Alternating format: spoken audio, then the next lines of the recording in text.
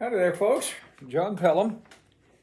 Wanted to do a little video this morning about the time of the year that we're in now, called Lent. And most of what I'm going to do today is taken from a devotional that I found one time from a former Catholic priest that had become a pastor in the Disciples of Christ Church.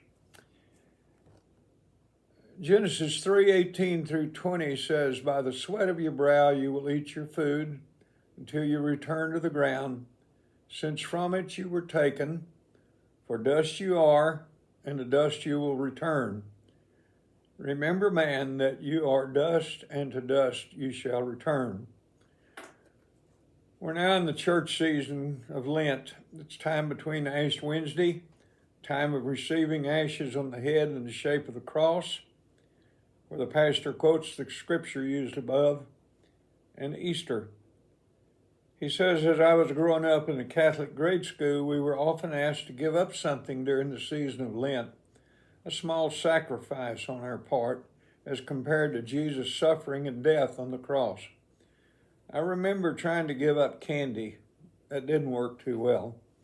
Later on in my current life, I have come to do something during Lent instead of giving up something during Lent. The act of doing something, such as exercise program for my health, is more of an active way to participate. Giving alms and volunteering could be another activity.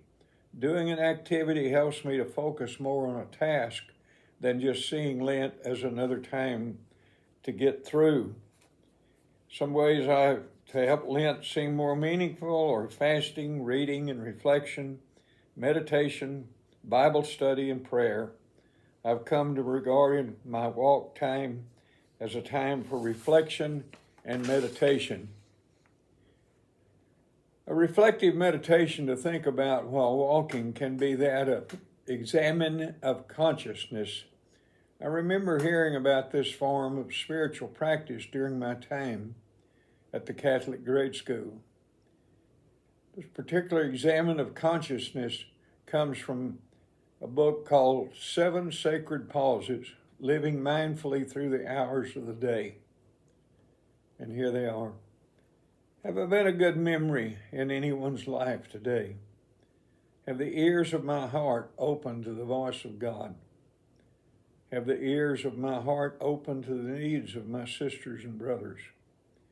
Have the eyes of my heart beheld the divine face in all created things? What do I know but live as though I do not know? Have I been a good student of the hours today?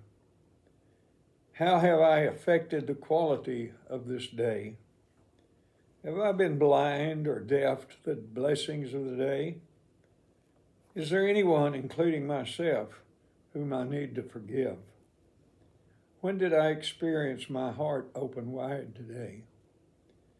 Have I worked with joy or drudgery? Have I waited with grace or impatience? What is the one thing in my life that needs attention? The season of Lent need not be filled with drudgery and despair, but can be a time of quiet reflection and meditation. It is a season before the anticipation of Easter, a time of great rejoicing in the Christian church. I think he raises a lot of really important issues for us, and I love the examine of consciousness that he quotes. I'll finish with a little poem I wrote. Don't think of it as losing something. Think of it as something to gain. Don't think of it as feeling good for yourself. Think of it as relieving others' pain. Don't think of it as giving up a guilty pleasure. Think of it as giving something good for others. Don't spend time feeling sorry for yourself. Thinking of it as feeling Christ-like love for your brothers. Above all, think of Lent as a time for healing. Don't think of it as a time for loss. Think of this time as a time of preparation for Jesus' sacrifice for us on Calvary's cross. Folks, this is an important time in the Christian church as we contemplate issues that need to be addressed prayerfully. Think of it as a time for us to be of help to others, not so much focusing on ourselves. Appreciate y'all being with us this time. Look forward to a great time around Easter, and hope you all are doing well and will join me here again next week. Thanks a lot. Bye-bye.